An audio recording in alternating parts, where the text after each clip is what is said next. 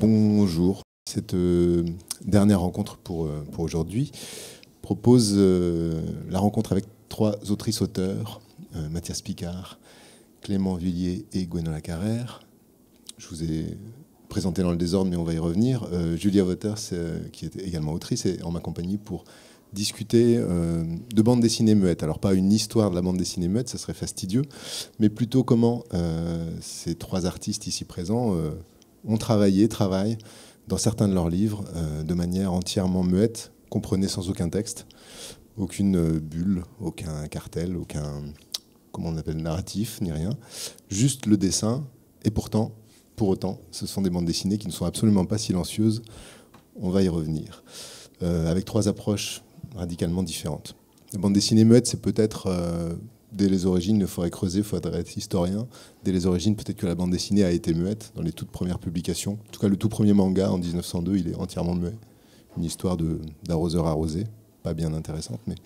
Et donc, c'est une histoire longue, tout autant que le médium. Le travail de l'image en séquence, sans aucun texte. Alors, qu'est-ce qu'on en fait dans cette ère contemporaine et qu'est-ce qu'on dit avec ?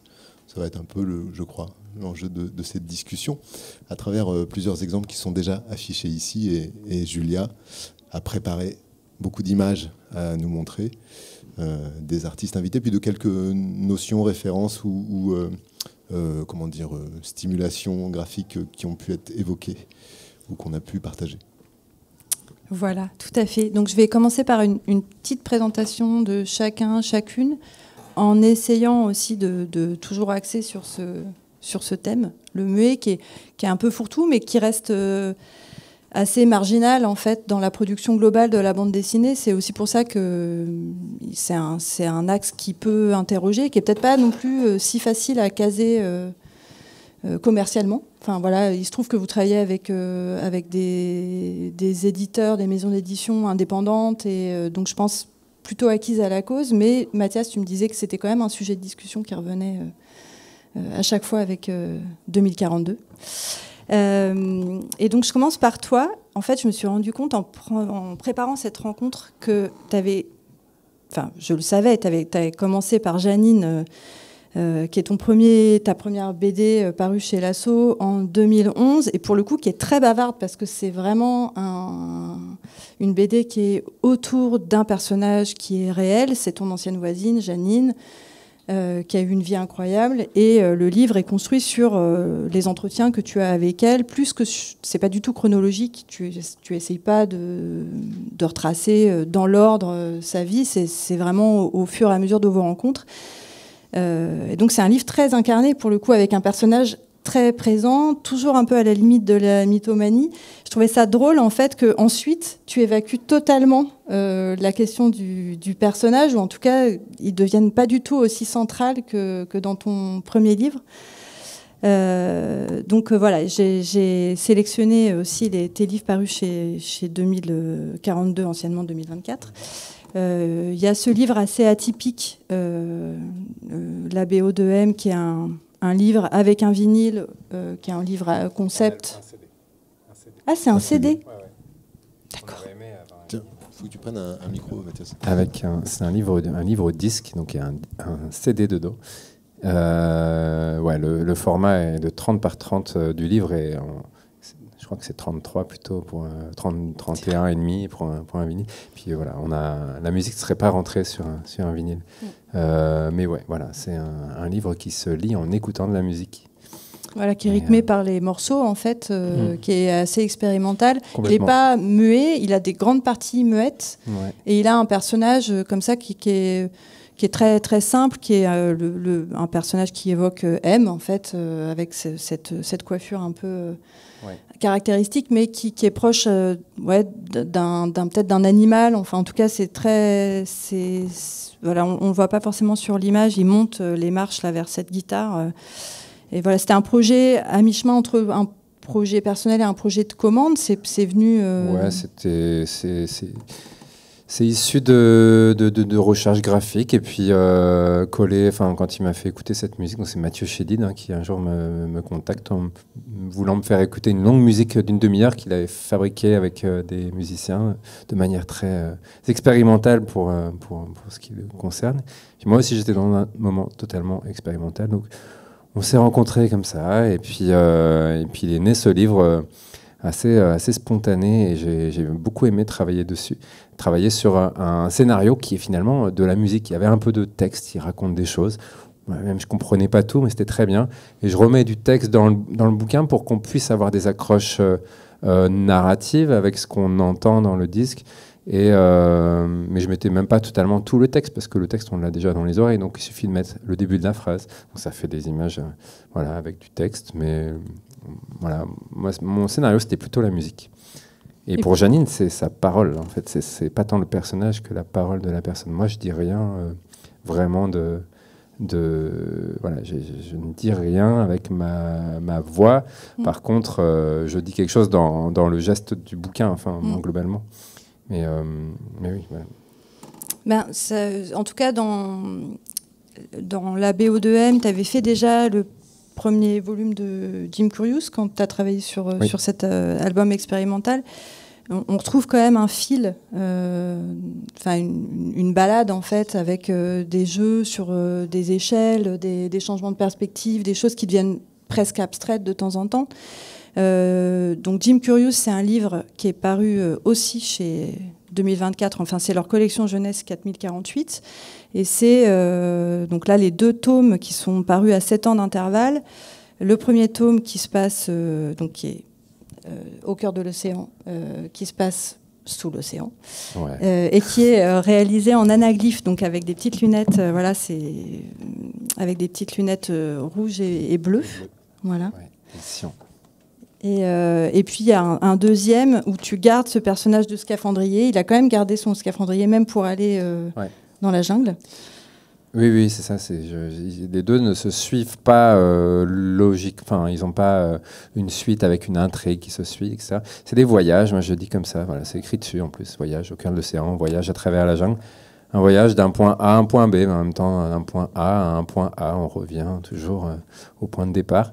Et c'est des voyages aussi, donc des voyages d'un personnage, mais voyages aussi d'exploration graphique pour moi, d'essayer de jouer avec un outil qui est la 3D, et puis jouer avec tout ce que c'est que de traverser un paysage, et puis d'essayer de le décortiquer tout en le faisant.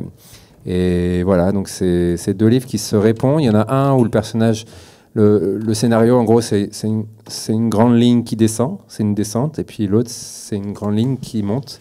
Et voilà, les 2 sont vraiment en miroir, et de la même manière que peut-être que ce qui se passe sous la surface de l'eau est un peu le miroir de ce qui se passe au-dessus de la surface, au niveau même forêt, tout ça.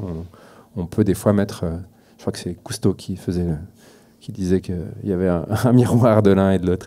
Et voilà, donc c'est des aventures pour moi aussi, c'est de bouquins d'exploration d'un outil et en l'occurrence de la 3D, et des sensations qu'elle me procure et que j'ai envie de découvrir, de restituer dans ces livres.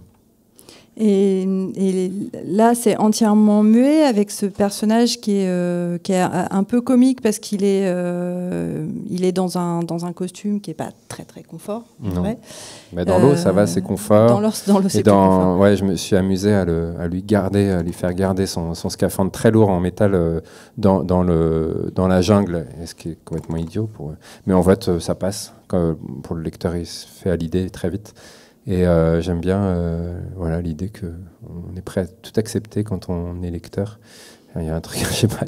Puis il a un côté alors très très content tout le temps. En fait, il est émerveillé, lui. Il s'émerveille, oui. Et voilà, il a une expression, on peut dire. Il est vraiment. Voilà, non, il en a quand même plusieurs en vrai. Mais c'est vrai qu'on est un peu à sa place, quoi. C'est ça, en fait, c'est pas tant. Enfin, lui, il est très simple. Il a 2 points pour les yeux, un petit nez. Une bouche, on ne sait pas grand chose sur lui, mais voilà, c'est un peu notre véhicule pour aller se promener, et puis Et puis après, ouais, je mets beaucoup de choses plus dans le décor. En fait, c'est pas le personnage qui est ni un héros, ni quelqu'un dont on va apprendre les tréfonds de l'âme. Quoique, si on peut plutôt se dire que ce qu'il est, c'est aussi le paysage, et on fouille à travers tout ça. Et ça, j'aime bien. C'est une question. C'est une question que je me pose. Comment, dans la traversée, dans le voyage, on peut dire des choses, tout simplement, voilà, tout en restant mystérieux. Mais je trouve que c'est des aventures un peu. Ça peut être même un peu psychanalytique des fois. Bon, j'ai pas de réponse. C'est quelque chose que vous avez vraiment en commun tous les trois. Ouais. Il y a ce lien au paysage qui est vraiment un personnage à part entière. Et même il y a l'idée de décentrer l'humain par rapport à son environnement, en fait. En tout cas, moi, j'ai vu déjà un plaisir de dessinateur-dessinatrice aussi, de s'emparer de ce paysage et de jouer sur les échelles, de regarder de très près, de prendre de la hauteur. Et c'est vrai qu'on sent aussi que le décor ou les décors font avancer l'intrigue, en fait. Là, en l'occurrence, Jim, il réagit au paysage qu'il traverse, plus que... On a l'impression que c'est plus dans ce sens-là que lui qui provoque des choses, quoi. Il est dans une déambulation et en fait, il réagit à ce qui lui arrive, quoi. Ouais, et puis il y a aucun moment d'arrêt. Le personnage, il s'arrête pas. C'est un principe où hop, on change, on avance tout le temps. Et ce qui impose une narration, un mouvement incessant. Et s'il s'arrête, du coup, il va falloir décrire autrement les interactions. Et je me suis posé à chaque fois la question de l'interaction, la question de la narration avec du texte et tout. Mais en fait, non, je le mets de côté. Je vais explorer avec cet outil-là qui est la narration, voyage. On bouge tout le temps. On a une image qui ne propose pas aussi même graphiquement la même recherche, le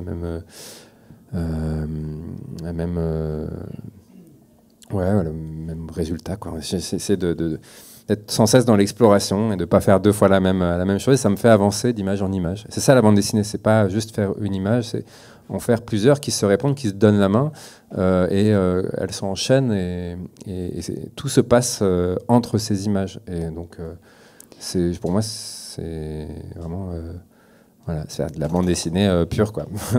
Mais c'est un principe que tu poursuis avec Jean-Jean, mais avec un changement radical de méthode, en fait, alors que Jim, c'était du rhodoïde peint et gratté, donc, qui donne un côté proche de la gravure. Là, ton personnage, Jean-Jambes, c'est toujours un livre en 3D, avec des petites lunettes. Il y a l'exposition... juste à côté. Ouais. Là, ce personnage est le seul dessiné, en fait, puisque le reste des décors, c'est soit des vues d'éléments réels, soit des décors... Oui, c'est de la photo déjà, et puis c'est des décors en plâtre. Alors, tu m'en as partagé des photos, donc je peux vous montrer des étapes, une étape de travail et tous les décors que tu as dû construire. Ouais, voilà. Là, j'ai... tout cet album, et donc tous les décors sont réalisés en photo et le personnage est dessiné dessus. Et donc la 3D, l'anaglyphe, c'est le nom qu'on donne à cette 3D par les filtres bleus et rouges, existe déjà depuis le 19e siècle. Elle est arrivée à peu près en même temps que la photo. Et elle arrivait en même temps que la photo, en même temps qu'on découvre le procédé de la photo. Et les premières images anaglyphes étaient en photographie. Et donc ça m'était toujours un peu resté. Puis c'est sensiblement, quand on s'intéresse à cette histoire, on voit que des photos. Et puis voilà, je ne suis pas du tout photographe, mais ça faisait un moment que j'avais envie d'utiliser ce procédé. Et puis voilà, de fil en aiguille, je me retrouve à faire ça, mais ça m'a complètement bousculé parce que je ne savais pas du tout comment faire une bande dessinée comme ça. Et donc, il fallait reprendre tout. Et c'était vraiment génial d'être perturbé par même le procédé qu'on est en train de mettre en place. Et puis après, j'ai retrouvé tous mes instincts de bande dessinée. J'ai oublié en fait que je faisais de la photo. Je faisais comme du dessin avec de la photo. Donc des décors que je construis moi-même, des manières de prendre un objet, de l'éclairer, de composer une image. Tout ça, j'ai mes repères là-dedans. Je le fais avec le dessin. Mais là, j'ai utilisé avec l'appareil photo. Il faut quand même regarder à travers un objectif. c'est la différence, mais c'est là que tout se joue. Et donc voilà, plein de références après. Tu montres Truman Show en bas. Et voilà, ils vivent la même chose quand même. On y reviendra, mais en tout cas, il y a un écho dans la fin de Jean Jambe avec The Truman Show. Oui, il y a pas mal de références pour les adultes. Et oui, donc je disais, j'ai donc fabriqué des décors en plâtre. Et il y en a aussi qui sont déjà existants, et comme des minéraux que j'ai. C'est un voyage au centre de la Terre, donc tout est très minéral. Et ensuite, il va aussi découvrir J'ai utilisé des minéraux issus d'une collection du Muséum d'histoire naturelle d'Aix-en-Provence, et puis des choses que j'ai trouvées dans mon frigo, comme du chou ou un oursin que j'ai pu ramasser dans l'eau, comme je vivais à Marseille jusqu'à il y a 2 semaines, et donc je pouvais aller me baigner et chercher des trucs au fond d'eau. Mais il n'y avait que la coquille, j'ai pas tué l'oursin. Précision importante. Moi, j'avais quand même une question sur quand j'avais lu le premier Jim Curious, je m'étais demandé si l'absence de texte était complètement un choix d'emblée sur le projet, ou est-ce que c'était venu avec la contrainte de ce travail particulier en 3D. On chausse les lunettes, on est immergé dans l'image, et peut-être que le texte aurait été trop complexe de le faire apparaître. Ouais, je pense que à la base c'était ça. Mes contraintes, c'était déjà faire du noir et blanc et du silencieux. Tu parlais pas de BD silencieuse, moi j'appelle ça de la BD silencieuse, mais parce que ça veut pas dire qu'ils sont muets. Ils peuvent, Jean-Jean peut-être qu'il peut parler, j'en sais rien, et Jim Curious, mais en tout cas c'est silencieux, même s'il y a du son qui peut être ressenti.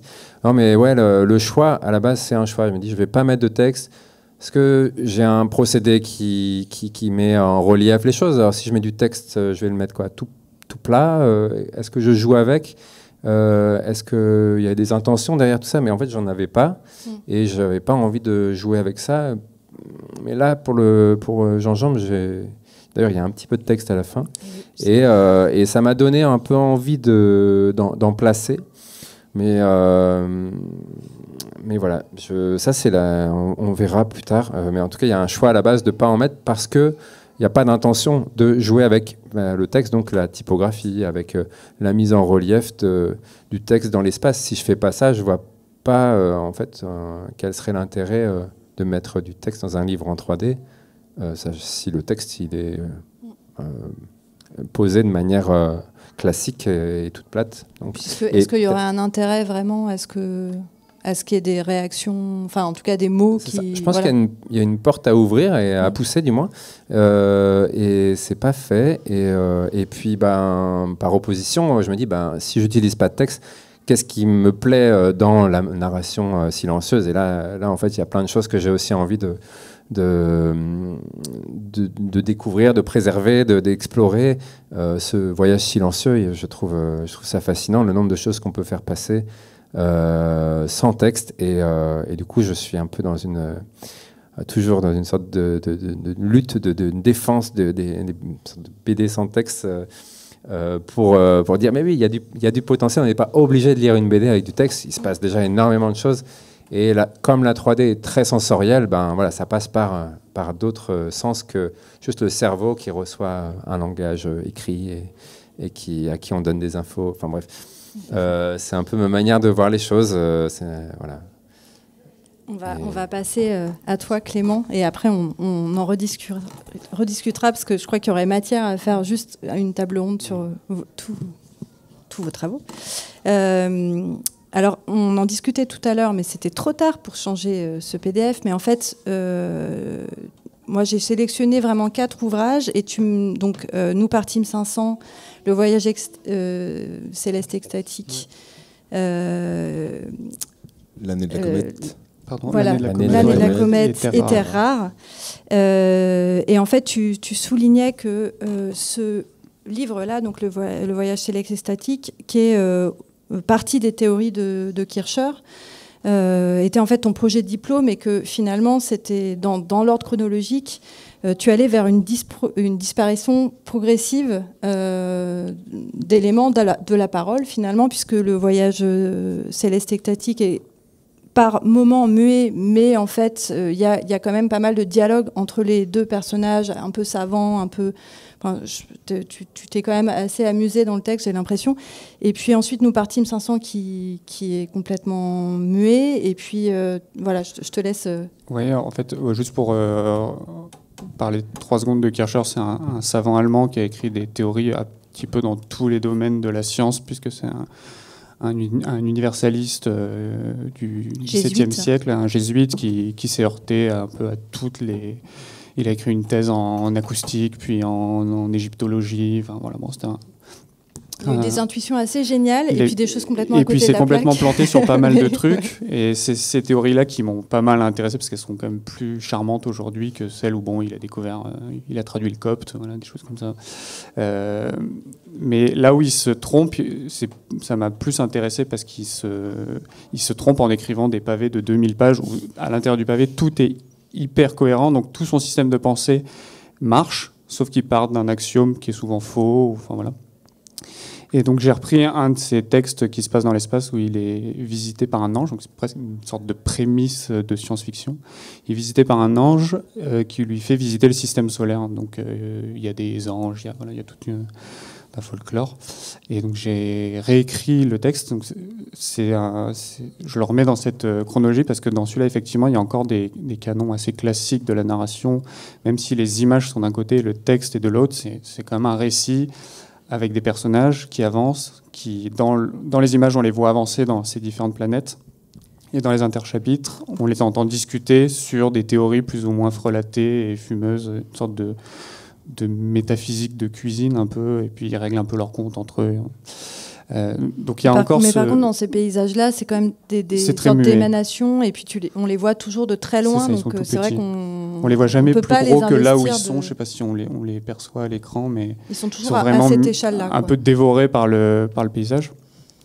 Et donc le livre dont tu parlais, Avril, qui s'appelle Nous partîmes 500, qui est un livre que j'ai fait juste après, j'ai enlevé le texte de ce livre. Donc c'est plus qu'un récit à système avec 10 personnages qu'on prend en cours de route. On comprend qu'ils sont partis 500 juste par le titre. On les prend, ils sont plus que 10. Et à chaque fois qu'ils vont changer de paysage ou d'écosystème, il y en a un qui meurt. Et c'est hyper systématique jusqu'à la disparition totale de l'équipe. On ne sait pas ce qu'ils font là, on ne sait pas pourquoi ils sont là, on ne sait pas qui ils sont. Et donc ce système narratif assez cadré et hyper méthodique me permettait d'explorer différents paysages et une sorte de support narratif à aller de paysage en paysage. Et donc là, le texte n'était plus nécessaire. Et après, du coup, tes livres suivants, là, il n'y a plus de personnages, en tout cas plus de mammifères humains, ou voilà. Mais par contre, il y a quand même un élément perturbateur qui va faire avancer l'action du livre. Donc l'année de la comète qui retrace en fait l'apparition de la vie après cette météorite. Et donc on peut dire peut-être que cette météorite, c'est un peu le personnage principal, ou en tout cas un personnage secondaire qui fait avancer l'action. Et puis dans Terre rare, c'est cette sphère un peu mystérieuse qui s'avère super destructrice et qui va ravager en fait toute une série de paysages. À la fin de Nous partîmes 500, donc le livre se termine juste sur des paysages où il n'y a plus personne puisque tout le monde a été tué par le récit. Et à ce moment-là, il y a eu un petit déclic où je me suis dit, mais le plaisir de tout ce livre, ça a été de dessiner des paysages. J'avais encore besoin de personnages pour m'autoriser à faire cette déambulation de paysage en paysage. Mais maintenant qu'ils sont tous morts, allons sur un récit qui serait une sorte de suite, même si la narration n'est pas la même, mais où le paysage est le personnage principal. Donc il y a effectivement cette comète qui vient traverser le ciel et générer une série de phénomènes sans que tout soit très expliqué ni très clair. Moi, j'ai une théorie sur ce qui s'y passe, mais ça peut être une destruction d'un monde, ça peut être la création d'un monde. Ça, je laisse un peu les lecteurs et lectrices se faire une opinion. Mais là, à partir de ce livre-là, le paysage devient le personnage principal. Et donc, il y a eu texte personnage, puis plus que personnage, puis plus de personnages ici, et jusqu'à effectivement Terre rare où le vivant disparaît complètement, puisque c'est une planète entièrement minérale, c'est une sorte de Pluton aux confins du système solaire. Et donc j'ai encore un petit peu radicalisé, réduit en tout cas le champ d'expression, parce qu'il y a très très peu de couleurs, là où l'autre était assez chatoyant, enfin l'année de la comète. Donc là je réduis complètement la gamme chromatique et il n'y a plus que des cailloux et un monde qui explose. Et donc après tu fais un album d'aplat. Et après ça devrait aller assez vite, ouais. Le prochain Ça devrait aller assez vite. Maintenant il n'y a plus grand chose à enlever, donc là je suis obligé maintenant pour le prochain de rajouter des éléments parce que j'ai un peu trop épuré. Moi, quand je les ai lus, alors notamment à partir de l'année de la comète, j'ai eu l'impression, mais c'était peut-être mes propres préoccupations aussi, que c'était une manière d'essayer de dire par le dessin quelque chose qui est un peu difficile à résumer en mots, qui serait à la fois une éco-anxiété peut-être, une peur du devenir, mais aussi un rapport à la violence qui est très fort. Il y a énormément de scènes très violentes dans tes livres, d'explosions, et que c'était peut-être la seule manière dont tu pouvais l'exprimer. Ça aurait été trop complexe en mots ou alors trop synthétique dans une bande dessinée. Alors il y a 2 livres et il y a 2 propos différents. Effectivement, Terre rare, celui qui est à l'écran, est assez éco-anxieux parce que ça va bien avec l'air du temps. Et celui d'avant, l'année de la comète, était plus sur une violence du paysage, mais qui est une violence qui en fait appartient à la nature et qui fait que des éléments violents, il y en a tout le temps. Il n'y a pas forcément de spectateurs pour les constater, et qu'un élément hyper violent en montagne, par exemple, je sais pas, une avalanche, est destructrice s'il y a des humains ou des habitations en dessous, mais s'il n'y a personne, c'est un spectacle hyper réjouissant, c'est une pure énergie qui est vraiment, moi je trouve hyper belle, et qui, tant qu'elle menace personne, parce que là elle menace personne, il n'y a plus que le lecteur qui est à l'abri derrière la page. C'est des formats très grands, oui, on peut vous les faire passer d'ailleurs. Donc celui-là, c'était vraiment sur un peu un carnaval de la nature qui a des phénomènes. L'idée de phénomène m'a beaucoup intéressé ici. Et sur celui d'après, j'ai essayé de réintégrer l'humain. Donc le Terre rare, c'est un livre sur l'extractivisme, sur qu'est-ce qui se passe quand on va dans un endroit, dans un territoire, qu'on va y chercher quelque chose. Donc là, la référence aux terres rares qui sont les composants de notre monde moderne, de nos ordinateurs. Qu'est-ce qui se passe quand on va chercher sur un territoire ces objets-là, ces minéraux-là? En général, on détruit un petit peu tout. Donc là, j'ai pris cette question qui est en fait assez actuelle et assez politique, et je l'ai décentrée en la mettant dans l'espace pour pouvoir tenir le fil narratif et pas faire un livre documentaire, parce que c'était pas mon propos.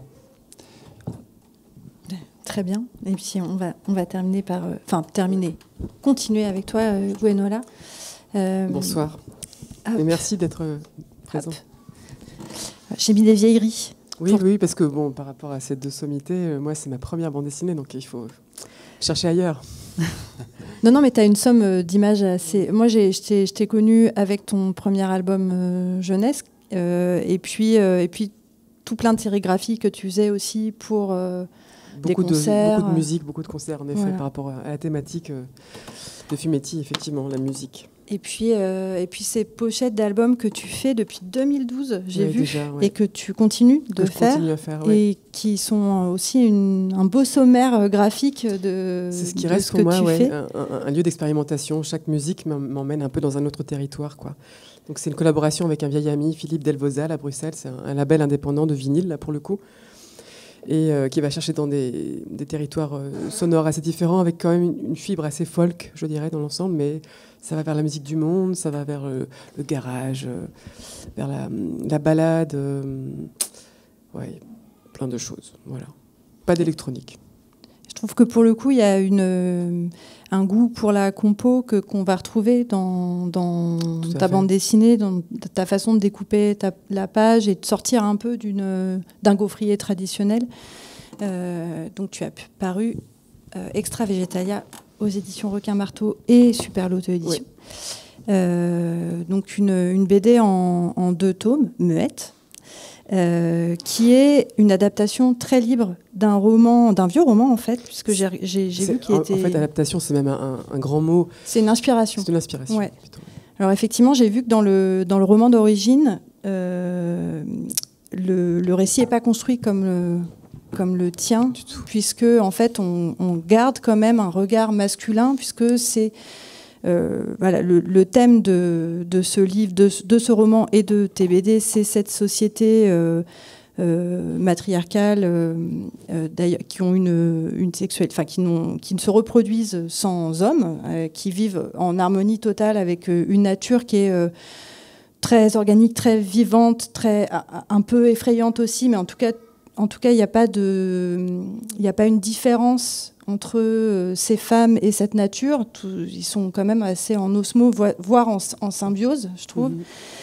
Et puis, bien sûr, l'homme va débarquer et va tout foutre en l'air. Et ça, c'est quand même le point commun avec le roman. Mais dans le roman, c'est des étudiants en sociologie ou en ethnologie. C'est 3 scientifiques, c'est 3 hommes savants, très intelligents. Qui ont entendu parler de cette société, c'est ça ? Voilà, c'est ça. Qui ont un regard légèrement condescendant sur elle, d'ailleurs. Donc, c'était vraiment pas du tout l'envie, évidemment, de repartir là-dessus. Mais ce qui m'avait vraiment amusé, c'était l'idée de transposer cette société féminine sur notre planète, carrément. Parce que là, en l'occurrence, dans le roman d'origine, qui a d'ailleurs été traduit qu'en 2017, je crois. Donc parce qu'il est paru en 1915. Et donc, ils ont mis 100 ans à le traduire. Et, Charlotte Perkins Gilliam, qui est connue surtout pour un autre ouvrage, parce que c'était une femme très audacieuse, quand même très culottée. Elle est connue pour avoir écrit La tapisserie jaune, qui est même époque, qui est un ouvrage sur le traumatisme du postpartum, qui, me semble-t-il, aujourd'hui encore, n'est pas toujours très clair pour tout le monde, quoi. Donc, faut le faire, quoi. Et puis, elle a eu des enfants qu'elle a laissés à l'homme. Elle est partie à l'aventure, faire sa vie. Elle a fait plein de choses. Donc, c'était en début 1900, c'est quand même assez fou, quoi. Et oui, donc, ça n'a pas dû être facile à imposer, effectivement. Enfin, voilà, c'était pour dire 2-3 mots sur cette femme qui m'a un peu préoccupée. Et donc, oui, moi, je voulais transposer dans le futur, transposer sur une autre planète et me dire comment je pourrais jouer avec la rencontre d'un seul homme et d'une seule femme sur cette planète-là. Ils auraient tous les deux quelque chose d'un peu différent par rapport à cette vie qui est effectivement articulée autour de la symbiose femme-nature. Et voilà, comment ça pourrait fonctionner entre eux, sachant que moi, je n'avais pas du tout en tête au départ, quoi. J'ai vraiment travaillé, inventé au fur et à mesure. Et du coup, est-ce que tu savais que ça serait muet, ou est-ce que tu as des premières ébauches de travail qui ont encore des mots voilà, c'est une question que je vais vous poser à tous. Oui, je me suis beaucoup posé la question. J'aurais idéalement préféré que ce soit avec texte, mais ça s'est imposé à un moment donné. J'ai vraiment fait des tentatives et je me suis rendu compte que donc, c'est un être humain, homme, qui débarque sur une planète extraordinaire. Et moi, comme vous, on possède le langage humain. Donc je me suis dit, comment je fais pour différencier le langage humain du non-humain, sans compter que la nature est effectivement encore en fait bien plus présente dans mon histoire que dans l'histoire de Gimmons Perkins, et très puissante, cette nature très forte, très intelligente. Je me dis, comment faire si je donne un langage à l'homme? Il faudra un pour la femme, et puis il en faudra un pour la nature aussi, puisqu'elle a son rôle à jouer. Je me suis dit, ça fait trop, si on met les pinceaux, j'ai fait des tentatives, j'ai essayé de passer par la musique aussi, enfin, comment dire, la comptine, trouver une voix enfantine, rien n'a pris. Donc finalement, c'était comme un renoncement. Donc j'espère pouvoir amener du texte dans un prochain ouvrage. Mais c'est un vrai défi pour moi. C'est une douleur, le texte. Pour moi, c'est pas quelque chose de simple. Donc on verra. Oui, alors en fait, moi, j'aurais tendance à considérer à l'inverse que c'est beaucoup plus difficile de faire quelque chose de muet. J'ai tendance à me dire que ça m'a aidé de renoncer au texte. Mais par contre, contrairement à Mathias, moi, j'ai eu l'impression que ça me limitait. C'est pour ça que j'aimerais recourir au texte à l'avenir. C'est que j'aurais pu faire des sauts temporels, métaphoriques, poétiques, encore bien plus grands, me semble-t-il, si le texte avait été là. Parce que là, finalement, je suis obligée de dire littéralement, par l'image, tout ce dont j'ai besoin. Parce que c'est notre planète. Donc, c'est pas comme si on pouvait tous comprendre d'office parce qu'on reconnaît la bagnole, le gars, la pub. Non, ça n'a rien à voir. Donc, c'est peut-être ce contexte-là aussi d'une autre planète qui m'a imposé cette littéralité de l'image. Et donc cette limite, à mon sens. Tu disais que tu savais qu'en partie là où tu allais. Pourtant, il y avait ce texte originel qui te servait de matrice, donc tu savais probablement où tu allais quand même. Mais c'est les chemins que ça a pris qui ont été en fait, c'est improvisés. Le roman original est en plusieurs tomes. J'ai pas lu la suite. J'étais tellement animée par ce début, c'est-à-dire Herland. Après, elle a fait la suite. En fait, les humains, les hommes, dans le roman original, embarquent des femmes avec eux pour les ramener sur Terre. Okay. Ça n'a rien à voir. parce que en relisant tes 2 livres, j'étais frappé par il y a une grande différence, je trouve, entre les deux. Alors, il y a quelques années, mais il y a surtout un premier tome qu'on pourrait voir comme un peu lumineux, un peu édénique, un peu quelque chose qui tente une joyeuse naïveté, là où le deuxième est beaucoup, beaucoup plus sombre, également dans son traitement de couleurs, donc il y a une narration très forte aussi, la couleur, chez vous 3 d'ailleurs. Donc ça, tu l'avais anticipé, que ce deuxième tome allait être plus sombre, c'était déjà dans les ça fait partie de la magie de la découverte de la narration en bande dessinée, qui me manquait depuis longtemps et que j'ai mis tellement de temps à aboutir à travers ce projet. Mais au départ, moi, je voulais faire un truc assez burlesque, assez léger. Et puis progressivement, je me suis dit non, mais ça va quand même toucher des trucs là, ouf, ça fait un peu mal, aïe, ça réveille ça. Et je me suis dit non, mais en fait, accueille ces choses, fais-en quelque chose. Et donc ça s'est présenté au fur et à mesure, ça. Et donc cette gravité m'a mise un peu mal à l'aise, parce qu'au début, je me disais non, mais qu'est-ce que c'est que cet accordéon, ce grand écart entre des données finalement qui n'ont pas forcément qui font pas forcément bon ménage. Mais je me dis tant pis, c'est moi. Donc voilà, j'ai laissé advenir ça. Et effectivement, ça se termine beaucoup plus gravement que ça ne commence. Oui. Ouais. Alors là, j'ai montré quand même une partie de tes carnets qui ont l'air d'avoir été assez ressources dans la construction de ta bande dessinée. Comment tu procèdes ? Est-ce que tu découpes tout ? En fait, c'est une question que j'ai envie de vous poser à tous les 3, pour le coup. Est-ce qu'il y a un scénario qui est écrit avec des mots ? Ou est-ce que ça passe tout de suite par le dessin ? Qui veut répondre en premier ? Moi, du coup, je commence. Moi, je fonctionne pas trop par scénario. Souvent, c'est toujours l'image qui préexiste. Donc, souvent, je fais des images qui sont un peu des images que j'ai envie de faire sur ce moment-là. Elles sortent parce que voilà, j'ai besoin de les faire à ce moment-là. Et ensuite, je viens essayer de créer les avant et les après qui viennent entre ces séquences clés pour faire en sorte qu'elles marchent. Mais donc, l'image que j'ai fait au début peut se retrouver au milieu, puis si en fait ça fonctionne pas avec l'articulation suivante, revenir en arrière, et je fais progresser vraiment le récit brique par brique pour faire en sorte que ça fonctionne et que le lecteur ou la lectrice puisse comprendre aussi mon intention. Mais voilà, il y a pas de... Souvent je connais pas du tout la chute, par exemple, et je fais la chute je fais tout le livre et je le conclus, je le résous à la fin. Voilà, pour garder un peu d'envie aussi d'aller au bout du livre. Le dessin fait advenir en fait la suite, quoi. Ouais. Toi, Mathias ? Moi, c'est peut-être un peu similaire. Tout à l'heure, je disais que j'avais un axe, là, une ligne qui monte, qui descend.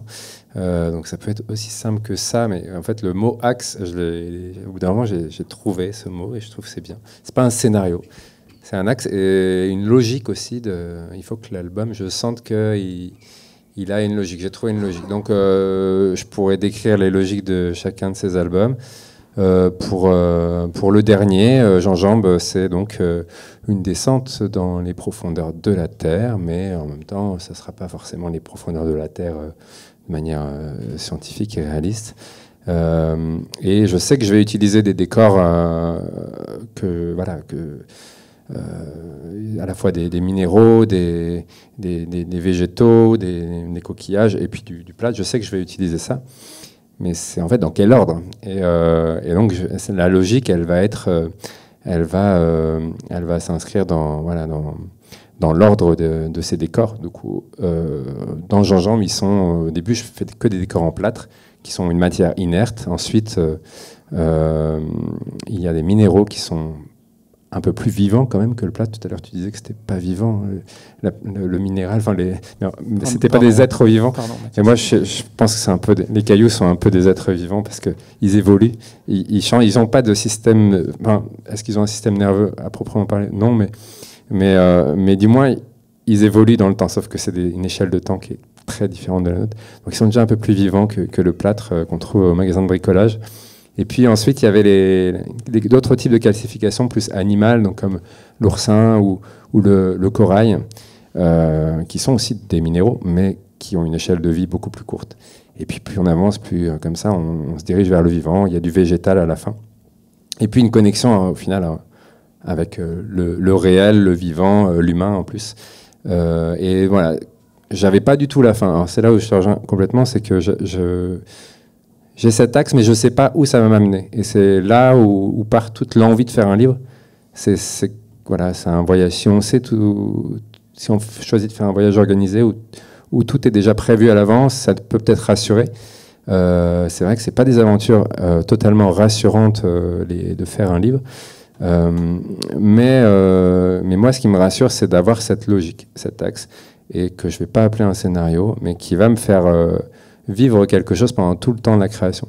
Et donc, ce que je veux en premier, c'est me surprendre, m'aventurer vraiment comme si je faisais moi-même un déplacement, un voyage. Et je sais que voilà, on va aussi accompagner le lecteur dans quelque chose qui lui semble connaître, avoir déjà vu, et puis petit à petit, on va l'emmener ailleurs. Et pour le surprendre lui, j'essaie d'abord de me surprendre moi. Et donc voilà, c'est tout ça. J'adore cette aventure d'écriture qui m'embarque complètement. Mais je peux décider de travailler sur un livre, me dire allez, je fais un livre, il va rien se passer parce que j'ai pas encore trouvé cet axe. Et là, pour Jean-Jean, ça faisait 2-3 ans que j'avais découvert le procédé de photo et de dessin. Je trouvais ça fascinant, je fais plein d'expériences, mais je sais pas quoi en faire.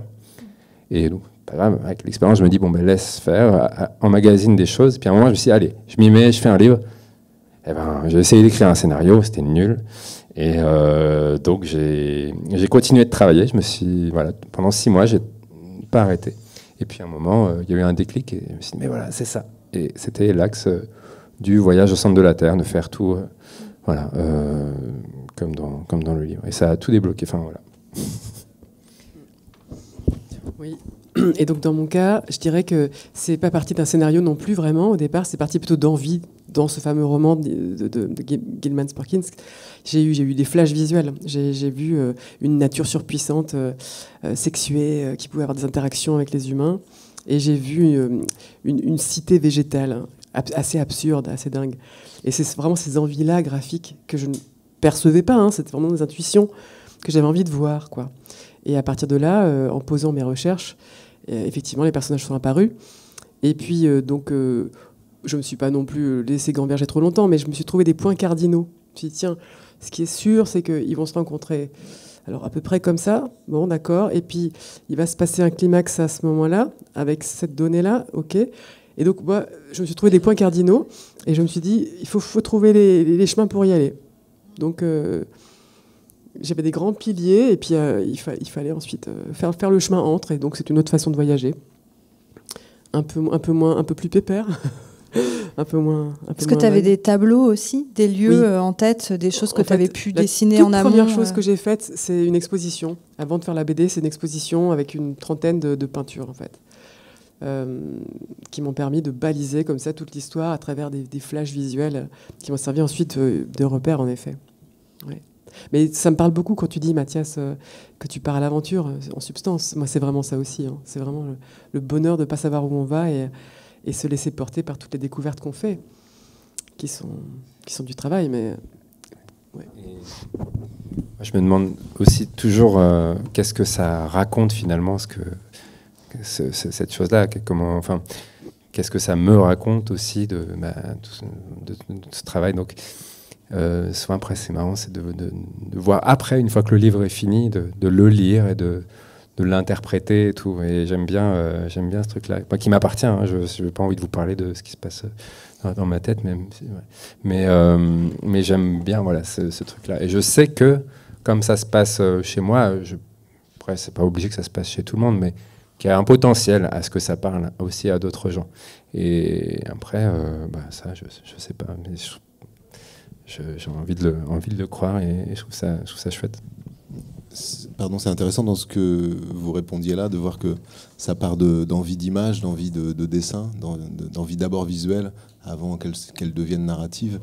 Et puis là, Julia a affiché 3 de vos dessins en parallèle, enfin en juxtaposition, en contrepoint. Et on avait évidemment repéré ça malgré les différences de style qu'il y a très grandes dans vos ouvrages. Il y a quelque chose que j'ai supposé de la fascination, mais je ne sais pas, dans le dessin du végétal et du minéral, qui sont vraiment des points qui vous rassemblent tous les trois. Je voyais hier Clément en train de dessiner cette partie du Charivari, où il y a comme une... Je ne sais pas si c'est une hypnose, mais enfin, en tout cas, il y a quelque chose de s'immerger complètement dans le dessin. Vous avez tous les trois participé à cette proposition collective de Fumetti, et tous les trois répondu par une vraiment plongée dans le dessin. Peut-être que tout le monde l'a fait, mais particulièrement vous trois. Est-ce que c'est une plongée qui est, puisqu'on est dans cette thématique muette, est-ce que c'est une plongée qui est silencieuse, ou est-ce que quand vous vous plongez dans le dessin, il y a du bruit, ça résonne autour, il y a des mots, il y a de la musique Non, mais simplement, nous avions une contrainte assez claire quand même. On avait une partition musicale. C'était très, très mignon. Vraiment, nos organisateurs se sont donné de la peine. Et donc, chacun de nous 11, on avait une partie d'une espèce d'album concept. Et on avait une référence musicale qui allait avec. Donc, par exemple, Clément, c'était une introduction explosive. Mathias, tu vas le dire. Moi, c'était un interlude interminable, lancinant. Et pour moi, la référence musicale, c'était Philippe Glass. Donc, évidemment qu'il y a du son. Alors, je pense évidemment à ces dessins-là, mais plus généralement, quand vous travaillez sur les ouvrages qu'on a présentés, est-ce que c'est aussi une immersion dans le dessin qui passe par l'oreille ? En ce qui me concerne, en tout cas, moi j'essaie de faire des albums de plus en plus bruyants, donc ils sont muets, ils sont sans texte du tout. Mais j'aime bien. Il y a beaucoup d'explosions. Le monde passe son temps à exploser, et principalement dans le dernier où la planète ne fait qu'exploser. Et c'est une gradation d'intensité d'explosion jusqu'à l'explosion finale. Et j'aime bien cette idée de proposer un récit où l'explosion doit être bruitée par le lecteur à l'intérieur de lui-même. Et en festival, ça m'est arrivé plusieurs fois d'avoir des gens qui sont souvent des musiciens, qui me disent, en lisant, j'ai été assailli de bruit, mais de bruit trop fort, alors que c'est vraiment hyper muet. Et je trouve en tout cas, j'ai essayé d'amener ce son par l'absence de son. Et c'est des trucs qu'on trouve aussi dans le cinéma, par exemple, quand il y a des explosions, les explosions les plus fortes au cinéma, je trouve que c'est celles où on voit le blast et le son arrive souvent après, parce que du coup, ça donne aussi une indication de distance, parce que le son arrive plus tard que la lumière. Et donc ça, pousser ce principe-là par l'image en faisant exploser, en ne donnant jamais le son et en laissant au spectateur le soin de le rajouter, c'est un truc qui est assez important pour moi.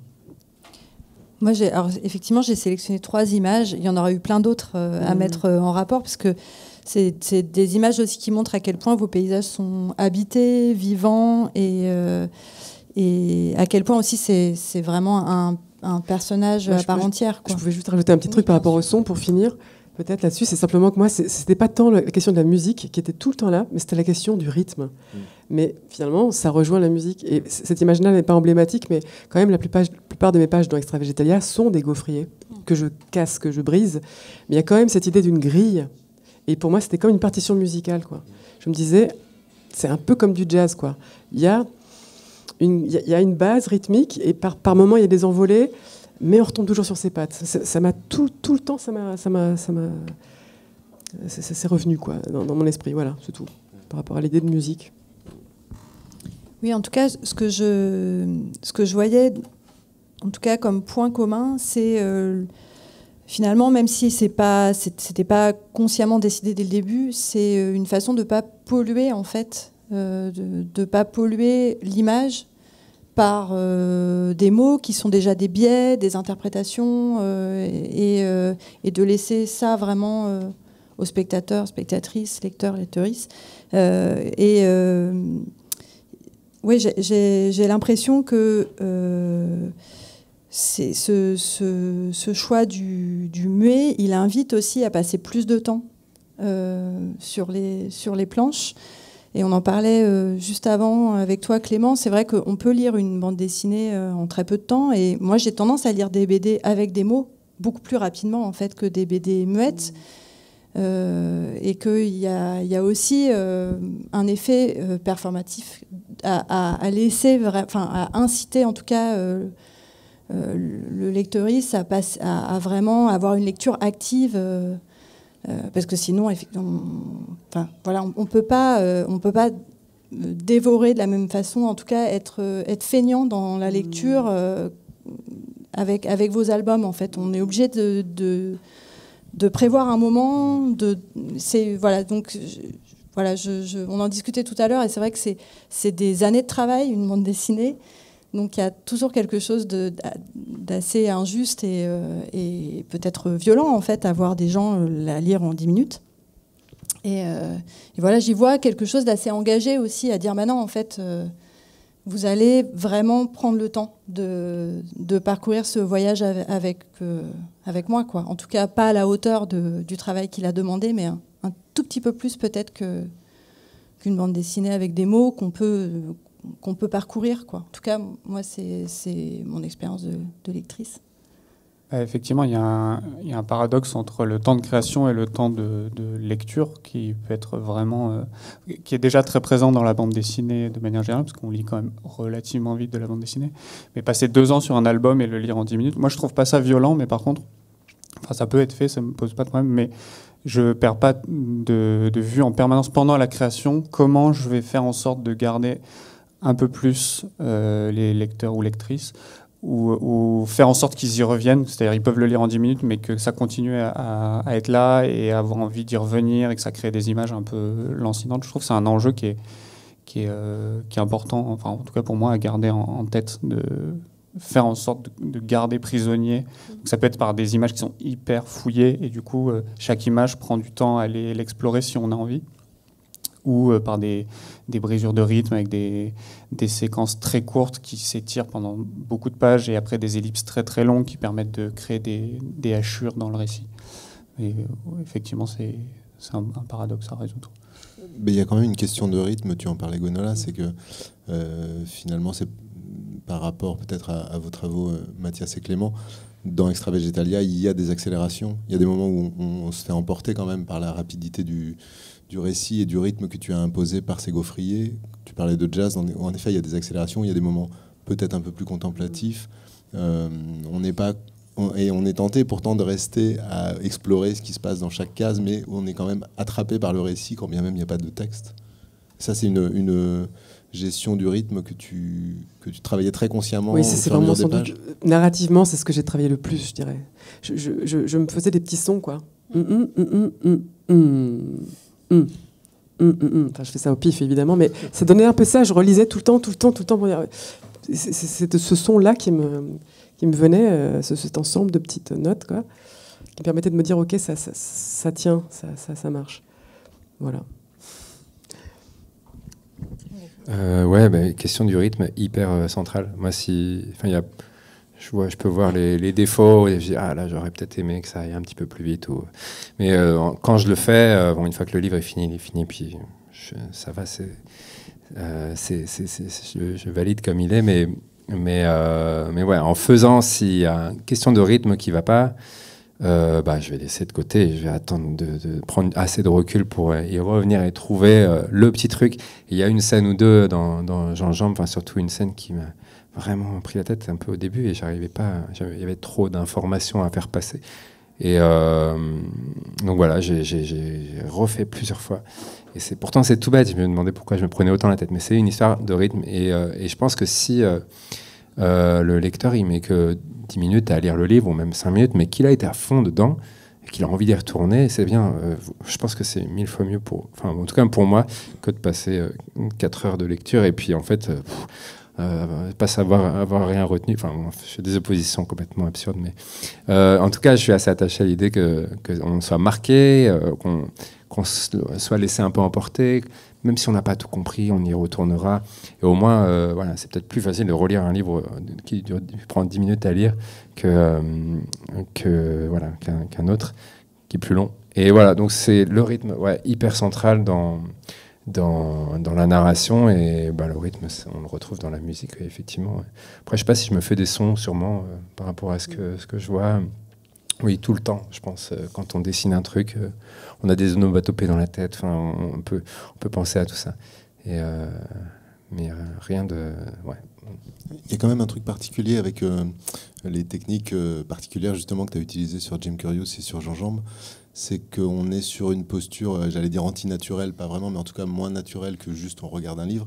Il faut chausser des lunettes, il y a une immersion dans l'image qui peut être un peu déstabilisante ou floutée. Donc là aussi, tu es obligé de prendre ça en compte dans ton travail rythmique sur ta narration. Ouais, bien sûr. Bah, c'est l'idée aussi de ne pas mettre de texte, c'est que je pense que si j'écris un texte en haut, en bas, au milieu de la page, que le lecteur va lire, il va peut-être lire son texte, retenir l'information et passer à l'image du suivante. L'image du suivant est en fait incarnée par le texte suivant. Là, il n'y a pas de texte. Donc on se débrouille, on regarde au centre, il y a toujours une focale dans mon image, le personnage, et après il y a plein d'autres choses à regarder. Donc on peut rater des trucs, mais on pourrait aussi y revenir ou s'aventurer, voilà, et regarder à d'autres endroits. Donc, les images, souvent, j'essaie de les composer de manière, peut-être pas systématiquement, mais de sorte qu'il y ait assez de temps à passer aussi sur une image, si on a envie de l'explorer, mais elle est aussi assez identifiable. Enfin, voilà, elle envoie quelque chose toute seule. Et en tout cas, elle marche surtout jamais toute seule, mes images. Si j'extrais une image de mon livre, je trouve qu'il manque quelque chose. Il manque quoi ? Il manque l'image d'avant, il manque l'image d'après. Et donc, pour moi, le langage, c'est comme des mots quoi, qui font une phrase, en fait. C'est toutes ces images, quand on les met les unes à côté des autres. Et voilà. Alors, quand on a un tout petit peu échangé en amont, je vous ai demandé de me partager des références. Et vous êtes plusieurs à avoir cité, alors pas forcément les planches de Haeckel, mais en tout cas des planches d'études. Alors, pas toi, Mathias, mais j'imagine que voilà, ça fait partie. Il y avait un petit carnet où je voyais que tu avais fait des croquis d'après le musée d'histoire naturelle de Dax. Ouais. Non, mais Haeckel, Kirchner, oui, c'est des références aussi très, très présentes. Est-ce que c'est des références qui sont restées gravées, ou est-ce que c'est vraiment des choses qui nourrissent consciemment vos productions ? Est-ce que vous faites aussi des croquis ? Comment vous rendez cette représentation de la nature aussi riche, en fait ? Est-ce que ça part de souvenirs, de croquis, de documents ? Personnellement, Haeckel, c'était quelqu'un qui m'habitait depuis un bon moment. Je ne savais pas quoi en faire, mais j'adorais feuilleter simplement ce livre de planches botaniques en me perdant, parce que c'est un fouillis de détails. Et ce sont pour moi des ouvroirs poétiques, quoi. Il y a vraiment l'idée du volume, l'idée de la profondeur et du labyrinthe, quoi, dans toutes ses formes. Et j'adorais m'y perdre. Et je me suis simplement dit, en pensant à faire ce récit Extra Végétalia, qui serait un très bon allié pour m'ouvrir des portes, quoi. Il m'a aidé à construire ma ville, quoi, tout simplement, par exemple, déjà. Et puis ça m'a aussi fait du bien de découvrir à ce moment-là, quand je me suis penchée sur mon scénario, qu'il était quand même l'inventeur du terme d'écologie, quoi. Et un pionnier de l'écologie et de l'art nouveau, apparemment. On s'inspirait de lui pour l'Expo universelle à Paris au début du XXe siècle pour faire l'arche d'accueil principale qui a été détruite. Mais c'était vraiment l'univers de Haeckel qui était en jeu à ce moment-là, et c'était l'époque de la floraison de l'art nouveau. Donc c'est une chose que j'adore aussi. Je suis bruxelloise et j'adore l'art nouveau, et j'y ai beaucoup pensé en travaillant aussi à l'art nouveau. Donc bref, il était très cohérent, ce Haeckel, dans mon travail. Moi, je suis j'aime beaucoup toute cette iconographie-là, mais celle qui me touche le plus, c'est les gens qui ont représenté des éléments avec une visée scientifique, mais sans connaître cet élément. On peut penser au rhinocéros de Dürer, par exemple, où il a dessiné un rhinocéros sans jamais avoir vu de rhinocéros. Je crois qu'il a eu une vague description. Et il a fait un rhinocéros, je ne sais pas si je te l'ai donné en image. Elle est facile à retrouver. On dirait un tank, il est hyper impressionnant, il est caparaçonné plus qu'un vrai rhinocéros. Il est guerrier, en fait. Il est inspiré des armures. Et en fait, je trouve qu'il donne plus l'idée du rhinocéros qu'une représentation naturaliste d'un rhinocéros. Et je trouve qu'il a un truc trop précis, trop dans le réel, là où d'autres auteurs sont un petit peu plus dans l'idée de ce qu'ils essaient de représenter. Il y a aussi une gravure que j'aime beaucoup, qu'on ne pourra pas voir, mais c'est un crocodile, et puis il a des pattes d'humain. Et on comprend tout du crocodile à ce moment-là. Donc voilà, j'aime bien ce petit biais, parce que je travaille beaucoup à partir du souvenir, donc je fais pas trop de croquis en nature, c'est des endroits où je vais, et ensuite je reviens à l'atelier, je les digère, la mémoire fait son travail d'altération, et ensuite je retravaille à partir de ces souvenirs, donc ça peut exacerber certaines choses qui étaient en fait là, mais à minima, et puis genre un orage en fait le rend vraiment hyper impressionnant, parce que à ce moment-là, dans l'orage, j'ai eu peur, et donc l'orage devient total, alors qu'il était en fait juste normal. Tu as grandi dans les Pyrénées, même si tu vis à Paris, donc je pense que ça, voilà, il y a un autre rapport au paysage que si tu avais grandi à Nantes, par exemple. J'aime bien qu'il soit déformé, ce paysage. Ouais. Très bien. Alors, on va voir une autre référence que vous êtes deux à m'avoir citée, que je ne connaissais pas. Donc, sur les pas de Samuel de Tommy Moustouri. Donc, Mathias et Gwenola, vous m'avez tous les deux cité. C'est un voilà, c'est un lien entre vous deux. Donc on suit le personnage de Samuel, qui est cette sorte de petit fantôme avec juste un œil. Totalement inexpressif. Totalement inexpressif, effectivement. Et là, pour le coup, on est vraiment voilà, dans une mono-expression. Et donc, chaque page, en fait, est découpée comme ça en 4 cases. On pourrait mélanger les épisodes. Pour autant, c'est pas des strips, c'est vraiment conçu comme une balade, mais on pourrait s'amuser à les lire dans un autre ordre. Voilà, je vous écoute aussi en parler, puisque c'est vous qui m'avez fait découvrir.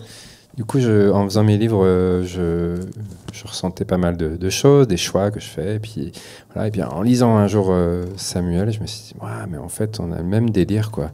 C'est de partir à l'aventure et voir ce qui se passe en dessinant, en mettant des cases les unes à côté des autres. Alors, son dessin, il est un peu particulier, un peu froid, rigide, machin, mais il y a une sorte de fantaisie, de loufoquerie, de trucs aussi un peu critiques, graphiques. Enfin, il y a plein de choses, ça nous évoque plein de choses.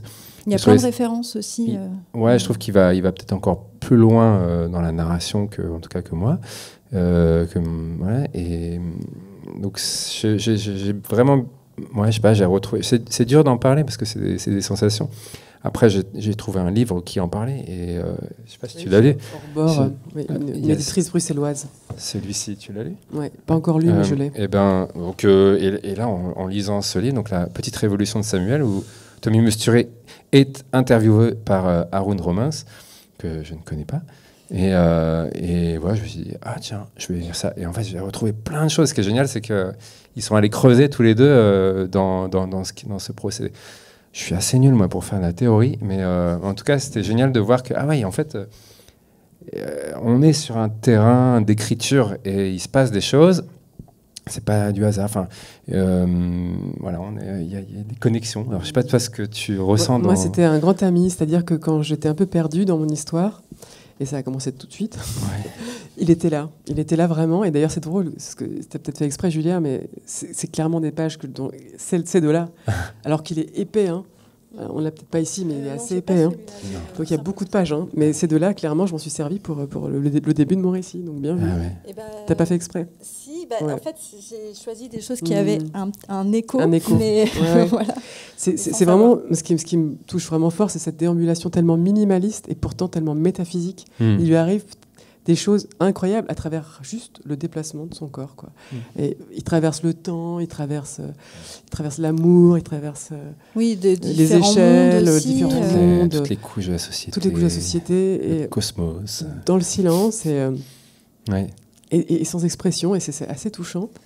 Et donc, vous voyez, il y avait différents moments où j'étais paumée, et en ouvrant à nouveau ce fameux voyage de Samuel, je disais, mais bon sang, mais c'est bien sûr aussi simple que ça, quoi. Ça. De revenir aux fondamentaux, en fait. C'est comme pour moi, c'est un ouvrage fondamental. La BD muette fondamentale, quoi. Il t'a dit, je l'ai rouvert. Oui, Donc parce que j'ai beaucoup réouvert et regardé. Et ouais, c'est ça. C'est quand on le retrouve, on se dit, allez, je sais pas, Ouais. je suis attiré par Samuel. Et on y voit à chaque fois un truc en plus, un détail en plus. Voilà. Ouais. Moi, c'est pas tant graphique, c'est vraiment narratif, quoi. Ce qui m'a plu chez lui, vraiment. En fait, dans le livre, justement, sur la petite révolution de Samuel, qui est un ouvrage théorique, il y a, je crois que c'est donc pas l'auteur qui parle de ça, mais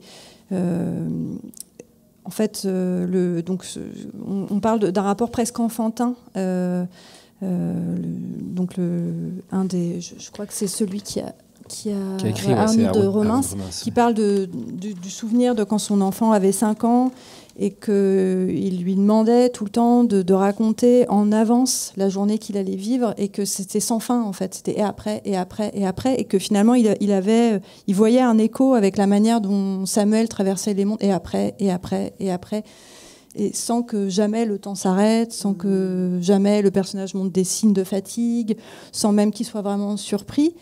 Et alors ça, je ne l'ai pas vu forcément dans le livre, mais apparemment, il y a des interventions du dessinateur à la main, parfois, donc il y a même des... on sort complètement du méta récit. BD. Ouais, voilà. C'est ça. Et c'est aussi une technique que tu as utilisée. Finalement, il y a aussi la main qui arrive dans Jean-Jean. Dans Jean-Jean, oui. Et je crois que c'est un peu comme si c'était des évidences, quoi. Quand on se retrouve finalement dans les mêmes rapports, je pense qu'il va ressentir des choses similaires avec son personnage que moi-même avec le mien, un truc qu'on s'observe, et puis, enfin, nous, on l'observe. Lui, je ne sais pas s'il nous voit, mais qu'est-ce qui se fait si on se rencontre Ouais, je sais pas, c'est le fait qu'il n'y ait pas de mots. Du coup, on est obligé de trouver des choses, de trouver des connexions, et c'est ça qui est du coup très intime quand on en a une, quand on arrive à se raconter quelque chose autour de ces histoires.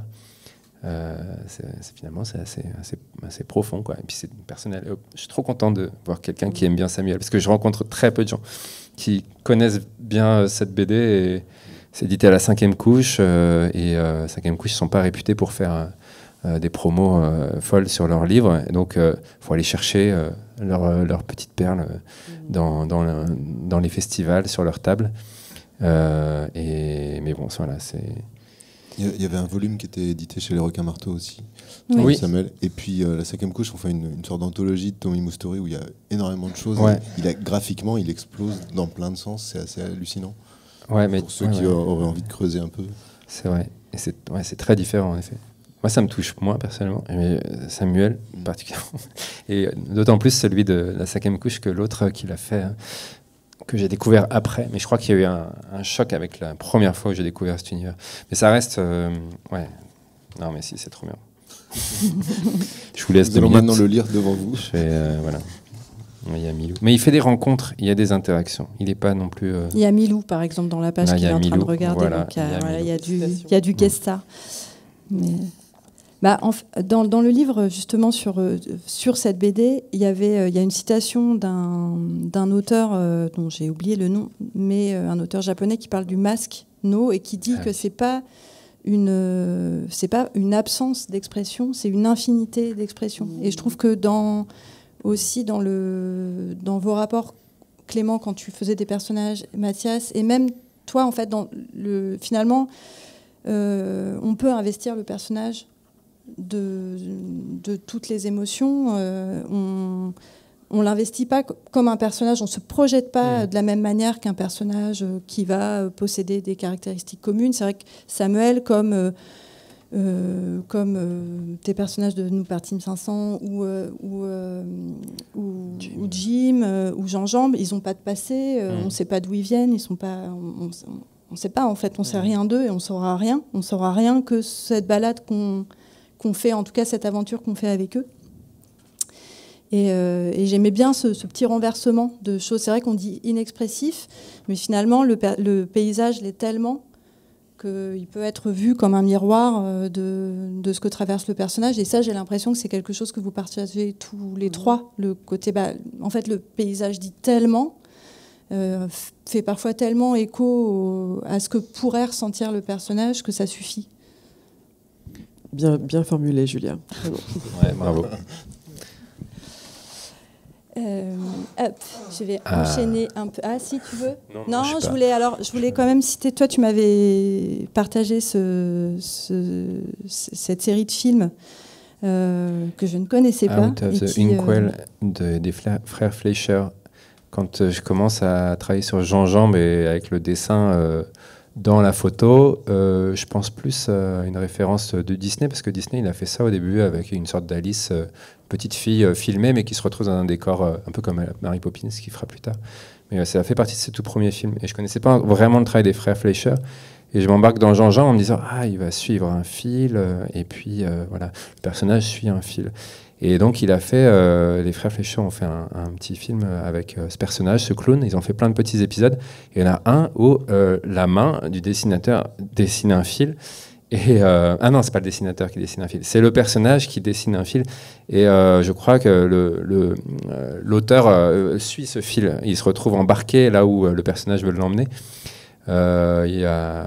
Bon, c'est vraiment ça à voir sur YouTube. On pouvait trouver facilement. Mais ça m'a beaucoup ému de voir ce rapport de la main, du dessinateur avec le personnage. Ben, j'étais complètement dans mon élément.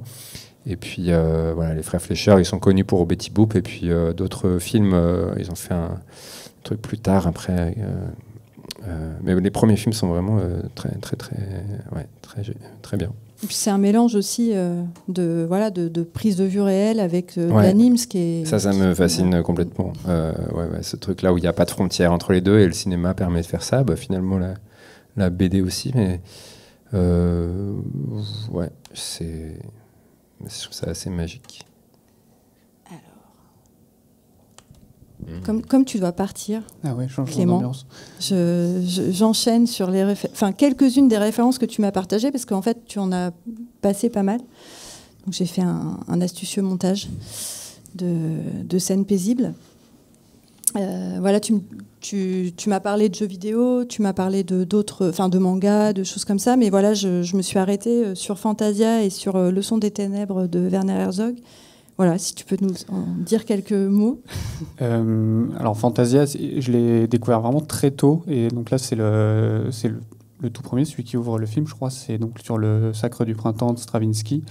Il y a toute la partie au tout début où justement il n'y a pas encore la vie, c'est juste la création de la planète, où il n'y a que du magma, du vent, de la pluie, et en fait ils arrivent à créer une narration totale, hyper intense, avec uniquement ces éléments de phénomènes, qui ne sont pas des éléments directement issus du vivant.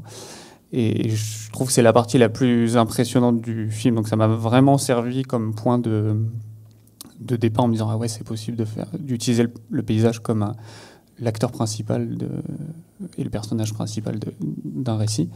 Et Le son des ténèbres, et de manière générale, tout le travail de Herzog, donc un cinéaste allemand qui a beaucoup œuvré dans les années 70 jusqu'à encore aujourd'hui, et qui a fait beaucoup de documentaires. Je trouve ces documentaires hyper impressionnants, et c'est un peu le cinéaste de l'intensité maximale.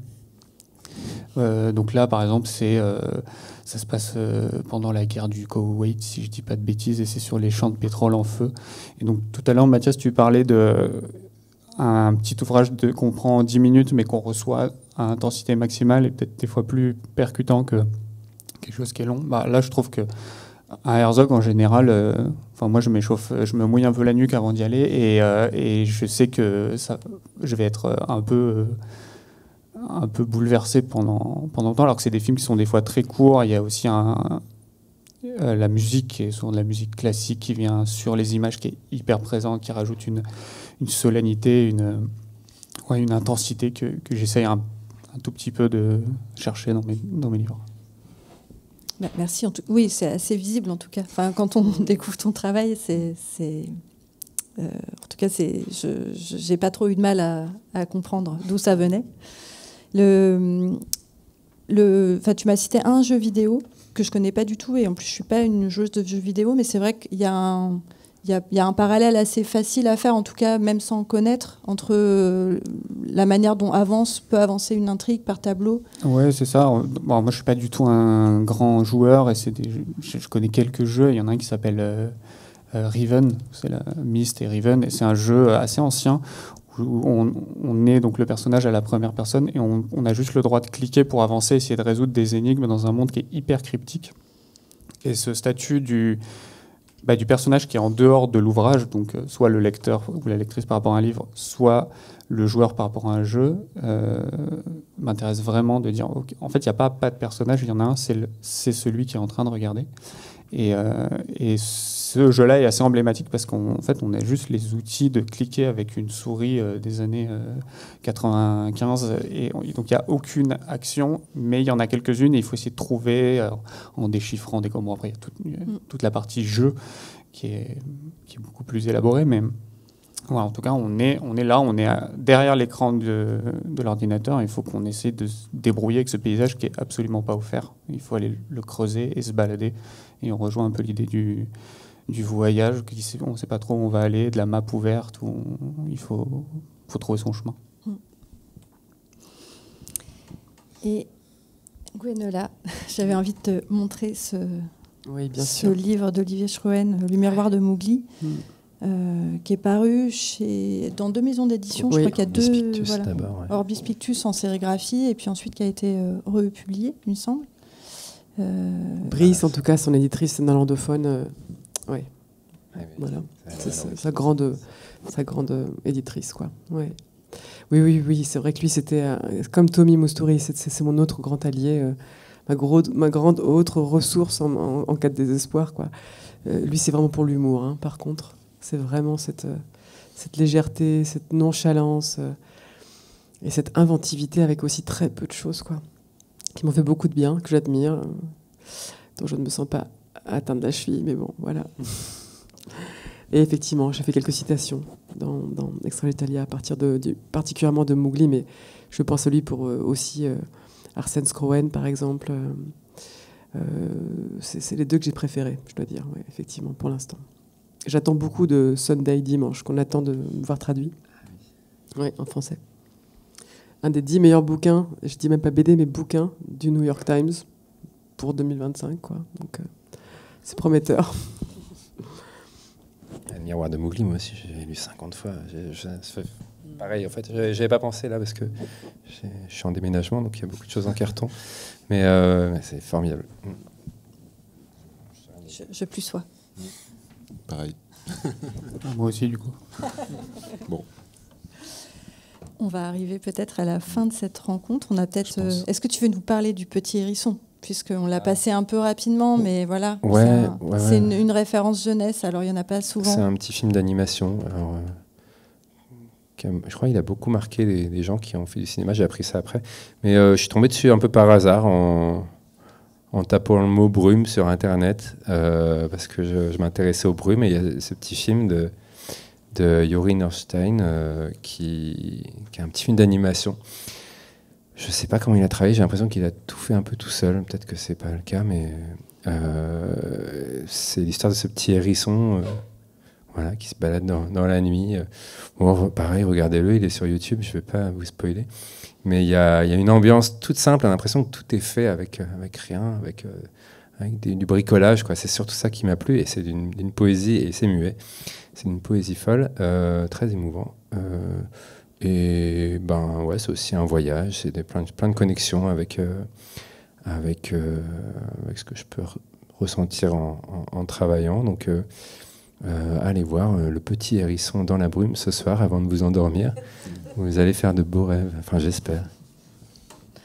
Et pour juste, est-ce que vous avez envie de nous parler ou pas de ce sur quoi vous travaillez, ou des idées de livres ou de projets qui ont émergé depuis la sortie du dernier?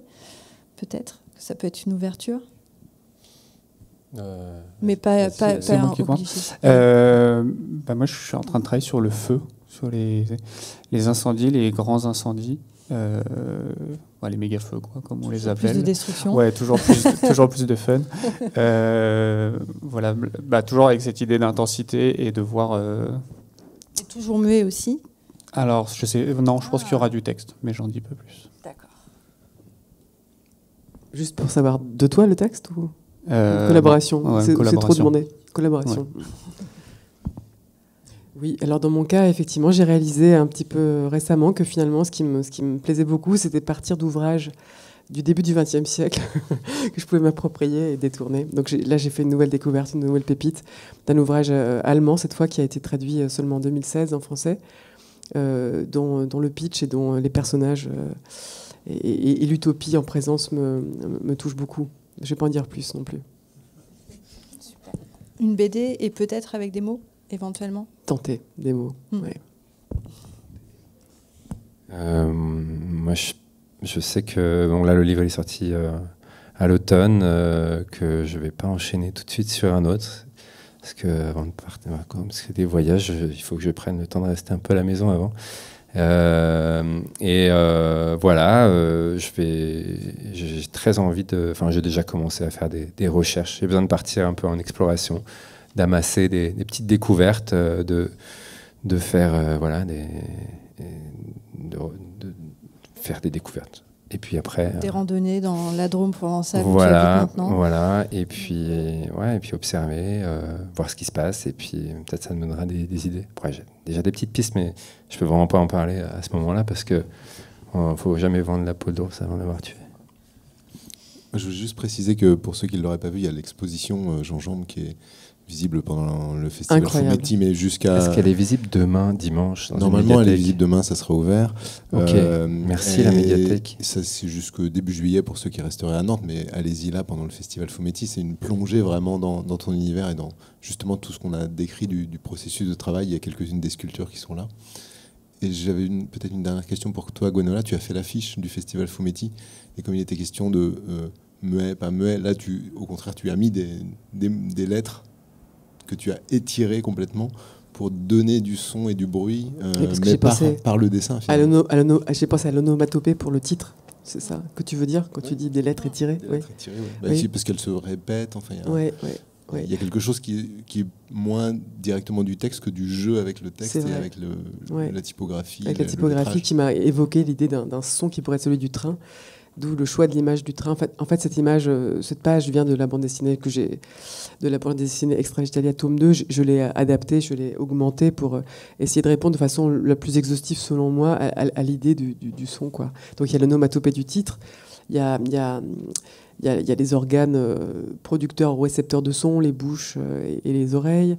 Il y a les doigts qui peuvent faire du piano ou jouer des instruments. Et donc j'ai fait ça de façon très simple. Je me dis quels sont tous les éléments qui m'évoquent le son ou la musique et que je peux greffer à cette grande composition dynamique, suffisamment dynamique pour que le son puisse quelque part s'imposer à l'imagination, j'espère, des regardeurs, quoi. Et alors avec cette exposition Charivari qui se crée au fur et à mesure du festival et qui sera terminée demain, où les 11 invités sont amenés à travailler sur ce que tu disais tout à l'heure, une contrainte liée à la musique, mais aussi à utiliser des éléments de ton affiche. Ça fait que là, tu as travaillé sur une image où tu as toi-même presque ressemblé un propre élément de ta propre affiche. Oui, on peut dire que j'ai repris le train et les rails, quoi, simplement, mais j'ai pas vraiment samplé. Je me suis juste fait plaisir parce que j'ai eu la chance, comme j'ai fait l'affiche, de peut-être la plus favorisée dans l'exercice, quoi. Donc je me suis simplement dit, tiens, puisque j'ai moi la partition interlude interminable, lancinant, j'ai entendu ah, et j'ai fait ça, de la bouche ouverte, dont sort le train. Et voilà, c'était ça pour moi, l'idée d'un truc long, lent et peut-être un peu ennuyeux. Voilà. Interminable, mais peut-être pas ennuyeux. Merci. Oui, merci à vous. Est-ce que vous avez des questions dans le public? Peut-être. Vous pouvez les mimer, si vous voulez. Il fallait bien la faire au moins une fois. Je m'étais promis de ne pas faire de blagues sur la BD. Une question. Moi, je voulais savoir, comment vous dessinez, c'est par le fin. Ah oui. C'est flou un peu. Ouais, il y a des zones qui paraissent un petit peu plus floues. Ah oui, quand on n'a pas les lunettes, donc vous pouvez regarder quand même les images sans les lunettes, ça sera lisible, mais voilà, il y a des zones qui vont vous échapper un peu. Mais pour fabriquer une image, pour Jean Jambe, c'est pas exactement le même procédé pour Jim Curious, mais comme je fais un décor en photographie, je prends au moins 2 photos. Enfin, je prends 2 photos du même sujet. Donc là, en l'occurrence, cet escalier champignonesque, je vais le prendre en photo 2 fois en décalant mon appareil photo d'un certain espace. Et je prends ces 2 photos, je les mets sur l'ordinateur, j'en passe une en rouge, une en bleu, et je superpose ces deux images. Et avec les lunettes, il y a un œil qui va voir uniquement l'image bleue et l'autre uniquement l'image rouge. Donc on voit 2 images légèrement différentes. Notre cerveau, il recompose ces 2 images qui sont vues sous 2 angles différents. Ce qui reproduit l'illusion de 3D. Et on peut jouer sur un écart plus ou moins important de ces 2 angles, une différence de ces 2 angles, et ça marche plus ou moins bien, c'est plus ou moins naturel aussi. Et voilà, c'est une histoire de dosage après, et puis je viens dessiner avec une tablette graphique le personnage pile dessus, et j'adapte aussi sa mise en 3D exactement à la 3D de l'image. Et c'est ça qui les réunit, quoi. C'est vraiment la 3D qui réunit le dessin et la photo. Voilà. Mais, avec plaisir. Eh ben, merci à tous les 3. Et puis, merci à toi, Julia. Merci Henri. Merci.